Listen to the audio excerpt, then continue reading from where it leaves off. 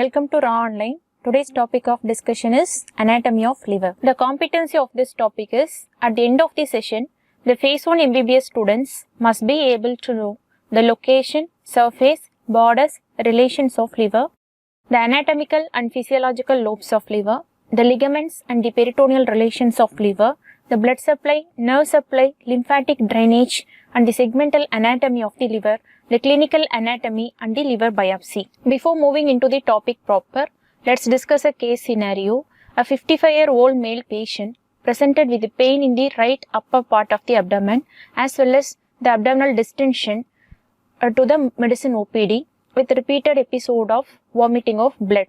He is known case of an alcoholic for the past 10 years with a history of chronic hepatitis C infection.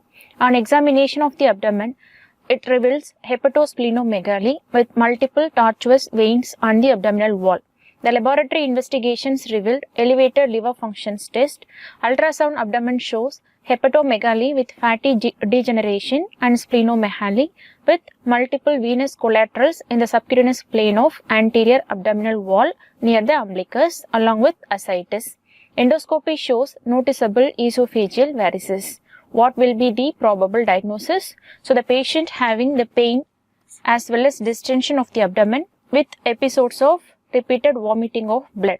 He is a known alcoholic with chronic hepatitis C infection. On examination, there is a hepatosplenomegaly with elevated liver function test as well as the patient is having esophageal varices, ascites and the venous collaterals in the near the umbilicus. So this is his ultrasound finding. Here we can see the fatty degeneration of the liver on the initial stages. In his lateral stage, there is a cirrhosis of the liver with nodular irregular patches on the surface of the liver. On examination, there is ascites plus tortuous veins. So these are the tortuous veins in its anterior abdominal wall near the umbilicus. Endoscopy shows esophageal varices. So what is the cause? The cause may be the cirrhosis of the liver with esophageal varices. So cirrhosis with portal hypertension. Let's discuss this case scenario again at the end of the session. So the liver, the introduction of the liver is, it is the largest gland in our body. It has both endocrine function and exocrine function. The exocrine part of the liver secretes bile. The endocrine part secretes plasma proteins, glucose and glycogen. So this is the largest gland with both endocrine and exocrine functions. Other than this, it has a detoxification. So the liver does the detoxification of the blood. The substances like alcohol, toxins and drugs as well as chemicals. So it is the hematopoietic organ at the fetal life. So the hematopoiesis is done in all stages of the blood cells in the fetal life. So it is larger in size in case of fetus, as well as it has so many metabolic functions like maintaining of the body temperature.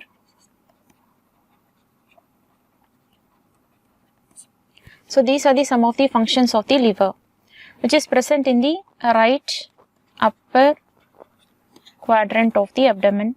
So the majority of the liver occupies the right upper quadrant of abdomen.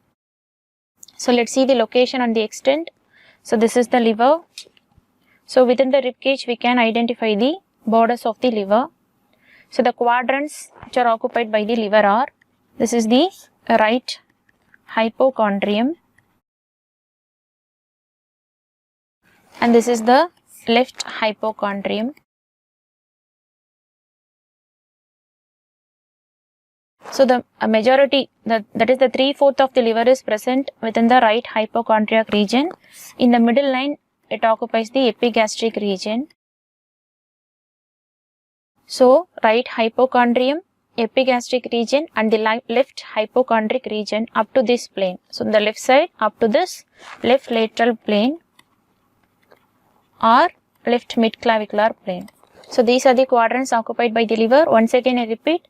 So this is the right hypochondriac region and this is the left hypochondriac region. In between there is a epigastric region. So the liver is occupied the right hypochondriac, epigastric and the left hypochondriac region up to this left lateral plane.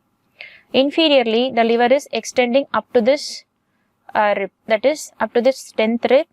The inferior margin of the liver cuts the midline at the level of L1. So the inferior margin cuts the transpyloric plane in the midline. This plane is otherwise known as Addison's plane.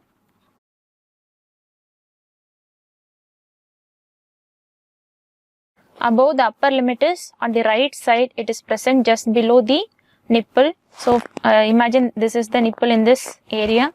So it is present just below the nipple at the level of 5th rib. On the left side it is